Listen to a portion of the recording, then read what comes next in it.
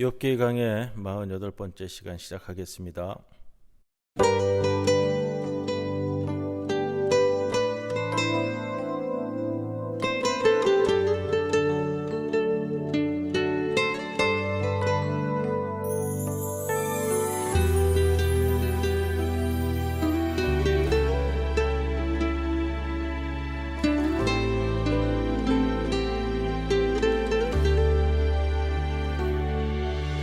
숨이 찰 정도로 힘든 순간이 와도 눈물이 쏟아지는 슬픔이 와도 내 평생에 놓을 수 없는 마음속 깊은 곳부터 지금 이 순간이 마지막일지라도 마지막 순간에 나 고백할 노래 내 평생에 놓을 수 없는 마음속 깊은 곳부터 예배할 때 가장 행복합니다. 예배할 때 가장 행복합니다. 나를 구하시고 날 사랑하신 주님께 예배할 때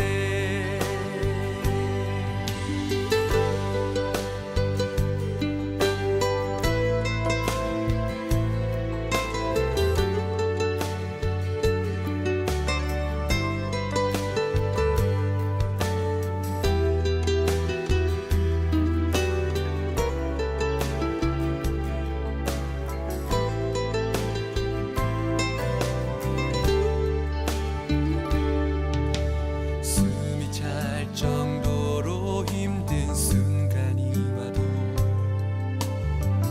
눈물이 쏟아지는 슬픔이 와도 내 평생에 놓을 수 없는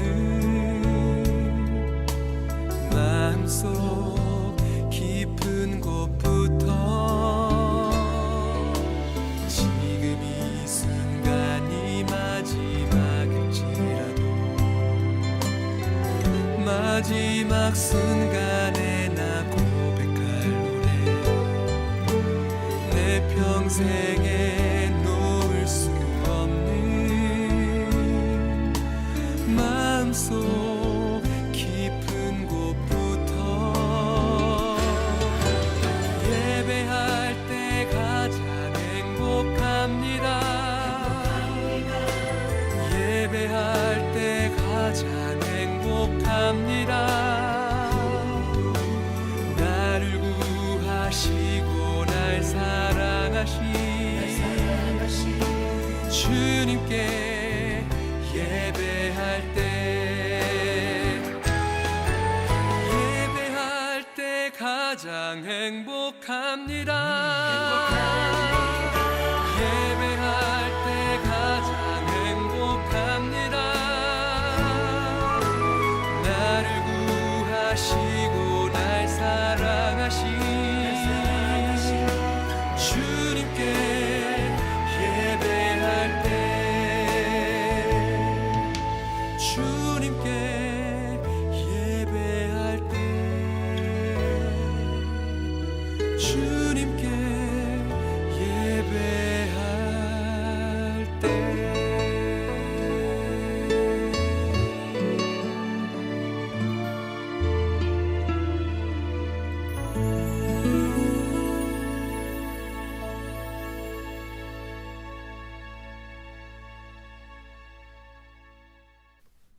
기도드립니다. 주님, 은혜와 사랑에 깊이 감사하게 하옵소서.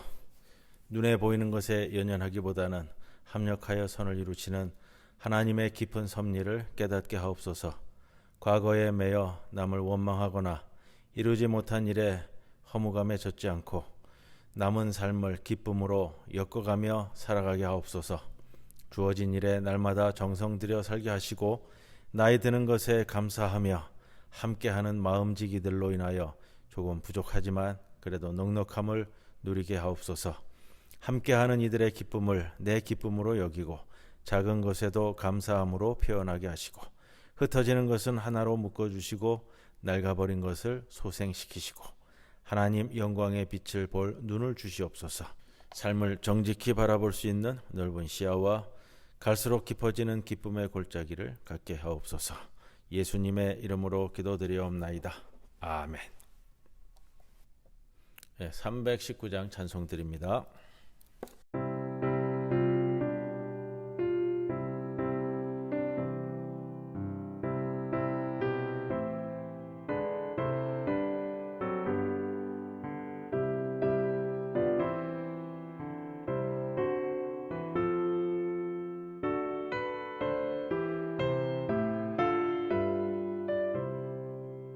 말씀으로 이 세상을 창조하신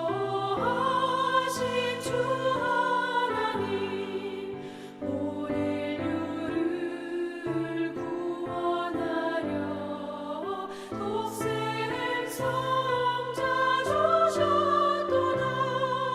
주 예수님 십자가로 새 생명을 얻은 우리 예고와의 기쁜 소식 널리 널리 전파하세.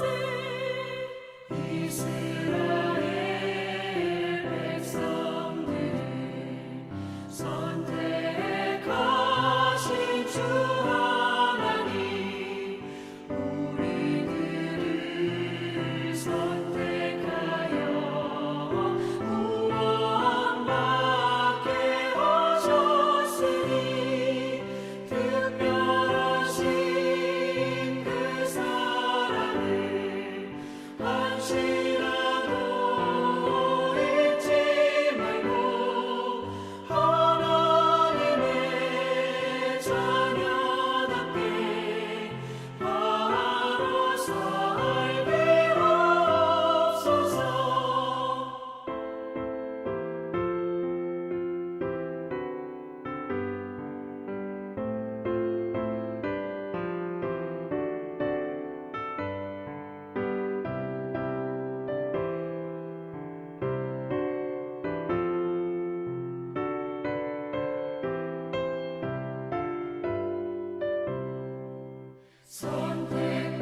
선택받은 백성이요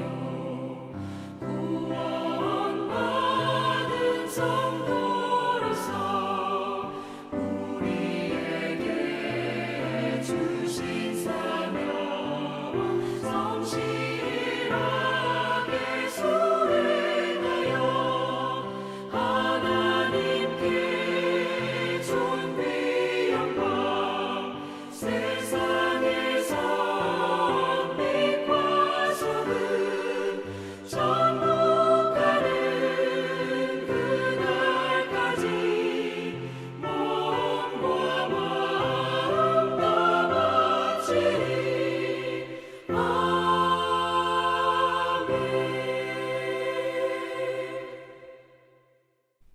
욥기강의 48번째 시간, 오늘 39장의 말씀을 나누겠습니다. 내용은 좀 비슷비슷하지만 그래도 1절로부터 12절까지의 말씀 봉독하고 시작합니다. 사념소가 새끼치는 때를 네가 아느냐? 암사슴이 새끼 낳는 것을 내가 본 적이 있느냐? 그것이 몇 달 만에 만삭되는지 아느냐? 그 낳을 때를 아느냐? 그것들은 몸을 구부리고 새끼를 낳으니 그 괴로움이 지나가고 그 새끼는 강하여져서 빈들에서 크다가 나간 후에는 다시 돌아오지 아니하느니라. 누가 들나귀를 놓아 자유롭게 하였느냐? 누가 빠른 나귀의 매인 것을 풀었느냐? 내가 들은 그것의 집으로 소금 땅을 그것이 사는 초소로 삼았느니라. 들나귀는 성읍에서 짓거리는 소리를 비웃나니 나귀치는 사람이 지르는 소리는 그것에게 들리지 아니하며 초장 언덕으로 두루 다니며 여러 가지 푸른 풀을 찾느니라. 들소가 어찌 기꺼이 너를 위하여 일하겠으며 내 외양간에 머물겠느냐? 네가 능히 줄로 매어 들소가 이랑을 갈게 하겠느냐? 그것이 어찌 골짜기에서 너를 따라 썰매를 끌겠느냐? 그것이 힘이 세다고 네가 그것을 의지하겠느냐? 내 수고를 그것에게 맡기겠느냐? 그것이 내 곡식을 집으로 실어오며 내 타작마당에 곡식 모으기를 그것에 의탁하겠느냐? 오늘 39장의 말씀도요. 38장의 말씀과 동일하게 하나님께서 욥에게 이제 질문하는 형식으로 말씀을 하시는데 뭐 내용은 그런 것들이에요. 8가지 동물들이 등장을 합니다. 39장 전체가요. 오늘 12장까지 말씀을 봉독했는데 39장 마지막 장까지 그렇게 진행이 됩니다. 동물들에 대한 뭐 동물이라고 그러지만 뭐 뒤에는 이제 매도 나오고 독수리도 나오는데 자, 여러분, 그 동물들에 대한 자세하고 광범위한 지식을 바탕으로 욥에게 질문을 퍼부으시는데 그것을 질문하라, 그 질문에 답하라고 하나님께서 말씀하시는 그런 거는 아니잖아요. 지금 우리가 38장에서 나눈 말씀들이 그런 것과 같은데 뭐 질문들은 뭐 그런 거예요. 1절에서 4절은 우리가 산염소, 사슴에 관한 질문들, 그다음에 야생 당나귀에 대한 거, 그다음에 들소, 타조도 나오고요. 그다음에 말, 그다음에 매와 독수리 이렇게 이어집니다. 어떻게 보면 뭐 그 내용만 읽는다면요. 앞뒤 가리지 않고 그 내용만 읽는다면 무슨 동물 생태학 강론이다 뭐 이렇게 이야기할 수도 있겠는데 지금 이것이 왜 여기 들어갔는가? 조금 우리가 생각할 때는 지금 하나님의 대답이 욥에 대한 질문으로서 이루어지는 하나님의 대답이 좀 왜 이럴까 하는 생각도 들지만 또 다 이유가 있습니다.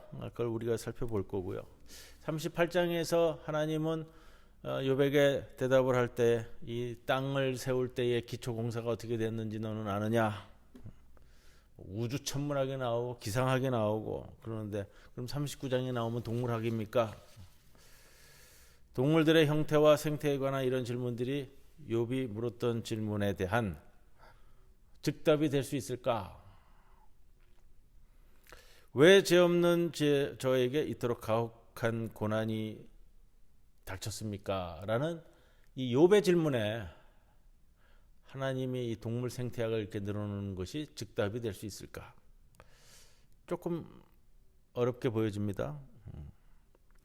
또 이런 점에서 보면은 38장보다는 이 39장이 훨씬 더 욥의 질문에 대답하시는 하나님의 대답이 좀 느슨해 보이기도 합니다. 그래도 38장은 제가 3번, 4번 나눠서 말씀을 드리면서 하나님께서 왜 이러한 대답을 하시는지 추론으로 유추해서 좀 말씀을 좀 드렸어요. 그건 충분히 대답으로서의 가치가 높다. 또 그것을 정말로 깨달아 욥이 알겠는가 이런 것도 생각해 볼 수 있는데 39장은 뭐 창조 질서라고 생각한다면 창조 질서 가운데의 동물들에 대한 완벽한 지식과 완벽한 지혜에 대한 어떤 면에서 하나님께서 과시하고 있는 것이 아닌가 이렇게도 보여집니다.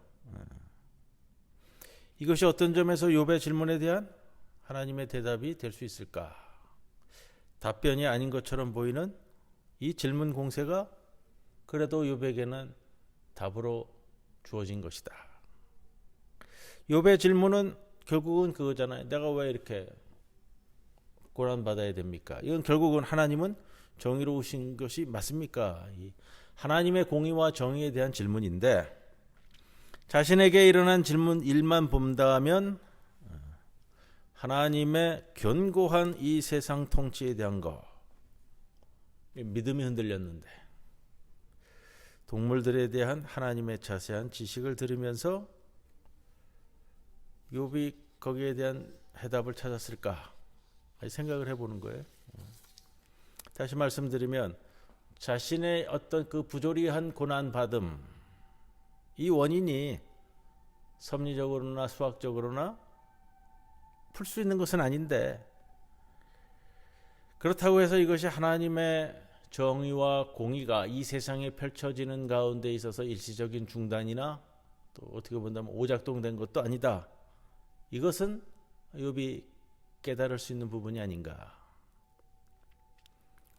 전체적으로 볼 때 하나님이 이 39장에서 제기한 질문 하나하나에 정말로 심오한 뜻이 있다라고 보기에는 조금 느슨해 보입니다. 느슨해 보이는데 그럼에도 불구하고 39장 전체를 통해서 전달되는 하나님의 동물에 대한 이 지식과 사랑, 그리고 결국은 뭐 내용은 그거예요. 하나님께서 이들도 살피신다라는 것인데, 인간은 만물의 영장으로서 이들을 다스리라는 명령을 받았습니다.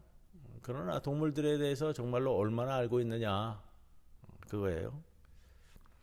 우리가 코로나19 기간을 겪으면서 동물이 살고 있는 그 생태 지역과 동물만이 살고 있는 그 거주 지역, 뭐 그런 생각이 듭니다.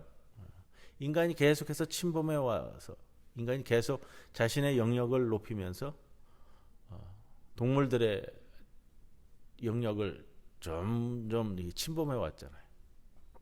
결국 코로나도 그것에 대한 일환으로서 이 동물의 몸에 가지고 있던 이 숙주 바이러스가 결국은 인간의 지역까지 넘어오게 됨으로써 이루어진 일들이다. 이런 이제 보고서를 보면서요. 인간은 동물을 그동안 가축화해오고 또 그의 삶에서 객관화시켰다고 그럴까요? 타자화시켰다고 할까요? 그러면서 계속해서 부단히 동물을 학대하고 압제하고 유린해 온 것이 사실입니다. 왜냐하면 우리가 전부 다 닭이 길러지는 것도 보았고요, 소가 길러지는 것도 보았고, 돼지가 길러지는 것도 보면서 굉장히 뭐 요즘 동물권 이야기도 나오지만 동물권이 유린된 상태에서 동물들을 길러서 인간이 잡아먹는다고요? 동물은 인간보다 먼저 지구에 살기 시작했지만 인간에 의해서 부단히 밀려났고 주변화됐고 낯선 자가 되어갔습니다. 하나님께서 인간 아담을 창조하신 후에 동물을 다스리라는 것은 이 동물 학대와 동물 착취를 이야기한 것은 아닐 겁니다. 인류의 역사 자체가 동물 학대, 동물 착취, 동물의 타자화 역사였음을 부인하기 어렵고요. 동물을 다스리는 계명 수행을 위해 하나님은 인간에게 하나님의 형상을 새겨주신 것도 맞습니다. 땅을 정복하고 동물을 다스리라는 하나님의 계명은 동물을 가축화하라는 것도 아니었고요. 전 동물을 네가 먹고 잡아먹어도 된다는 것도 아니었고요. 어떤 면에서 본다면 이것이 맞을 것 같아요. 동물들의 생존권을 보장하고 동물들을 어질고 선하게 통치하라. 이것이 맞을 텐데, 이 동물 통치를 명한 하나님의 인간 사명 규정에 따르면 동물을 보살피고 동물의 필요를 충족시키는 행위가 마찬가지로 이 세상 다스림의 한 가지이다라는 것을 생각해 볼 수 있습니다. 그에 비한다면 하나님께서는 창조주 되심으로 인해서 그들을 먹이시고 그들을 키우시고 그들을 자라게 하시고 보금자리를 이 세상 곳곳에 챙겨 만들어 주셨다라는 것을 오늘 보여주면서, 오늘 이제 이 39장에 대한 내용이 그런 건데, 암사슴은 새끼를 낳을 때 엄청 고생하지만 새끼는 이내 독립해서 어미 품으로 돌아오지 않고 야생으로 돌아간다. 들나귀가 왜 가축이 되지 않았느냐? 들나귀는 야생성이 커서 사람이 가축화하는데 실패한 거 아니냐? 들나귀는 자기를 가축화하려고 애쓰는 인간들을 그래서 성에서 조롱하고 가축화된 나귀를 민망하게 여긴다. 이제 그런 내용을 적고 있잖아요, 오늘 본문이. 들소는 힘이 세다. 가축화하면은 인간에게 매우 유익하겠지만 들소를 능히 가축화할 사람이 누가 있느냐? 들소는 인간이 씌우는 쟁기나 썰매를 끌지 않으려는 야생성이 무척 강하다. 타조들은 왜 그렇게 거칠게 자기 새끼들을 다루느냐? 하나님이 지혜를 주시지 않았기 때문이다. 또 이 말 이야기가 나오는데요. 말은 또 좀 독특해요. 군대에서 쓰는 군용말을 표시하는 것 같아요. 오늘 본문을 보면 이 군마, 용맹무쌍함을 묘사하는데, 사실적이고도 아주 생생하게 우리들에게 보여줍니다. 이 말은 고함 소리를 듣고도 싸움의 종류를 알아내고 싸움 냄새를 맡고 자신을 멀리서 부르는 지휘관을 향해 자신이 위험해도 무작정 달려간다. 매가 날개를 펴서 남쪽으로 날아가는 것도 하나님의 지혜 덕분이다. 독수리는 낭떠러지 높은 곳에 집을 지어놓고 사냥감을 찾는다. 멀리서도 먹이를 찾을 수 있는 것은 그의 시력 때문이다. 모든 동물은 다 하나님이 주신 본성과 하나님이 특별히 주신 지혜와 능력으로 살아간다. 동물들은 그렇게 하나님과 친밀한 관련을 다 맺고 있다. 8종류의 동물이 등장하는데 이러한 내용들이 다 이 욥기 이해하는 데 있어서 얼마나 도움이 될까 할 때는 조금 느슨해질 수 있지만, 그렇다고 이게 지금 봐가지고 무슨 대단한 과학적 지식이나 정보를 우리에게 전해주는 것도 아닙니다. 다만 욥기 저작 당시 이 고대인들도 동물에 대해서 상당한 지식과 호감을 가지고 있었다라는 것은 우리가 볼 수 있습니다. 39장 각 동물들의 생태적인 내용들이 재미는 있지만 신학적으로 어떤 의미를 또 부여하기에는 좀 약하지만 또 우리가 이런 걸 생각해 볼 수는 있어요. 자, 전체적인 맥락을 통해서 읽어볼 때 대부분 이게 뭐 8가지 동물 등장하는 동물들이 다 이 야생에서 자라는 동물들이고 들판에서 자라는 동물들이란 말이에요.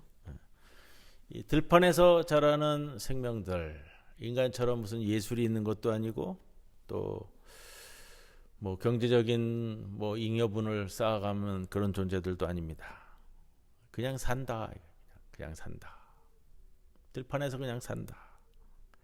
그냥 사는 것만으로도 의미가 있다. 아마 욥이 새로이 발견해야 할 것들은 그런 것이 아닐까. 생명의 거룩함. 욥에게 있어서 지금 벌어지는 건 뭐냐면 자꾸 의미를 찾잖아요. 의미. 정의, 하나님의 공의가 무엇입니까? 하나님의 정의가 무엇입니까? 이걸 질문하고 있단 말이에요. 왜 그러냐면 그것은 내가 내 인생을 책임지기 위해서 그런 거예요. 그런 가운데서 생기는 것이 바로 하나님의 공의가 어디 있습니까? 하나님의 정의가 어디 있습니까? 이렇게 묻게 되는 겁니다. 내 인생 다시는 누가 대신 살아주는 것도 아닌데 내 인생은 내 것이라는 생각에 결국은 싸움판에 나갈 수밖에 없는 겁니다. 그것은 내 삶을 내가 책임지는 주체적 자세이기도 합니다. 그러나 좀 더 깊은 문제가 있습니다. 삶은 삶 이상의 것이 있고요. 그 삶이 내 것이 아닐 수도 있다라는 겁니다. 나는 나를 위해서 있지만 하나님을 위해서 있기도 한 겁니다. 그 점에서 힘들고 무의미한 삶도 의미가 있을 수 있다. 살려고 애쓰는 것, 그것은 잘못하면 좀 저속해지기도 하고 비겁해질 수도 있습니다. 그러나 만일 우리가 생명 그 자체만으로도 거룩함을 느낄 수 있다면 좀 순수하고 좀 더 나아간 의미로 받아들일 수 있지 않겠는가. 거기서 삶의 주인이신 하나님을 좀 느껴보라. 아무리 미물이라도 살아야 하는 이유가 있고 생명의 거룩함이 있습니다. 무가치한 삶을 사는 사람이라도 산다는 것 자체의 의미가 있습니다. 쓰러져가는 생명이라도 생명은 100%의 의미를 여전히 지니고 있는 것 아니겠느냐. 오늘 39장의 말씀을 통해서는 이 세상에 살아가는 여러 가지 동물들의 모습을 보면서 욥아, 너도 너 자신의 생명에 대한 그 자체만으로서의 의미도 생각해보고 너의 삶이 정의로움과 공의로움만을 다투는 것이 아니라 내 삶이 하나님의 것일 수도 있고 그 가운데 있는 의미를 찾는 생명 그 자체만으로서의 거룩함, 또 삶을 그 삶 자체만으로도의 의미, 이것을 찾아볼 수 있지 않느냐. 뭐 이 정도로 오늘 39장을 좀 새겨볼 수 있지 않을까 합니다. 앞에서 좀 뭐 말씀드리면서 39장은 조금 느슨하게 다가오기도 합니다라는 말씀을 반복해서 드렸는데, 오늘은 조금 쉬는 의미로서 오늘 말씀을 좀 대하면서요. 그러나 하나님께서 이루어 가시는 이 자연 세계 속에서 인간의 위치는 어디쯤 될까? 모든 것을 자꾸 의미를 찾아가는데 그 가운데에서 우리는 어디에 서 있을까? 한번 말씀을 기초로 생각해보는 수요일 저녁 시간이 되기를 바랍니다. 322장 찬송드립니다.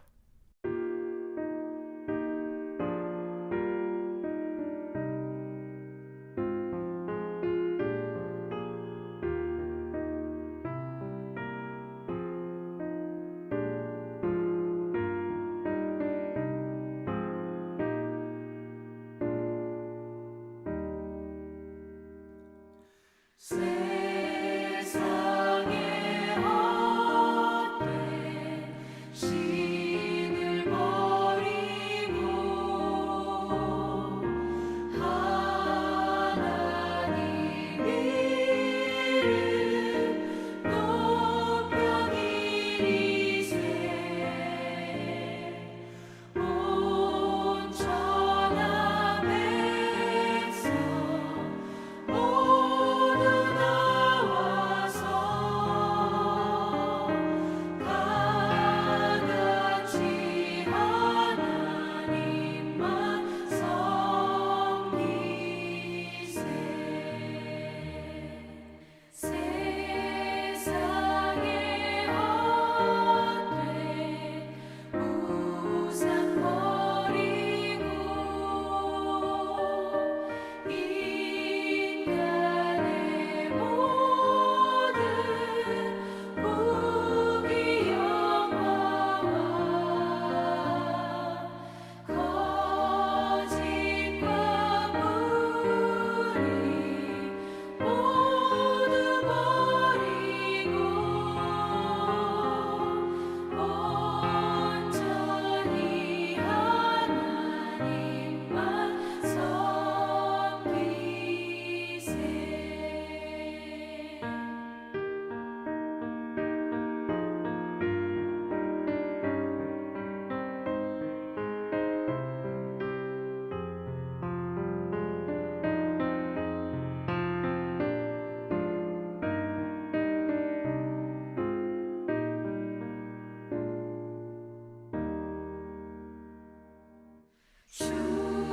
주님의 백성 서로 헤아려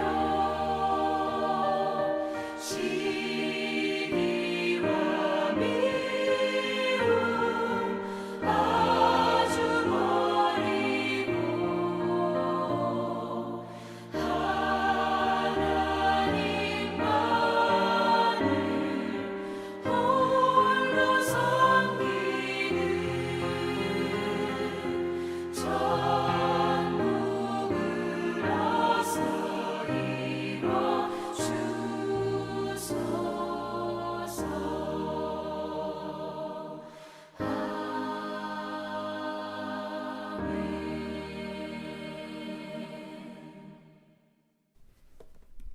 주님 가르쳐 주신 기도 함께 드립니다. 하늘에 계신 우리 아버지여, 이름이 거룩히 여김을 받으시오며 나라의 임하옵시며 뜻이 하늘에서 이루어진 것 같이 땅에서도 이루어지이다. 오늘 우리에게 일용할 양식을 주옵시고 우리가 우리에게 죄 지은 자를 사하여 준 것 같이 우리 죄를 사하여 주옵시고 우리를 시험에 들지 말게 하옵시며 다만 악에서 구하옵소서. 대개 나라와 권세와 영광이 아버지께 영원히 있사옵나이다. 아멘.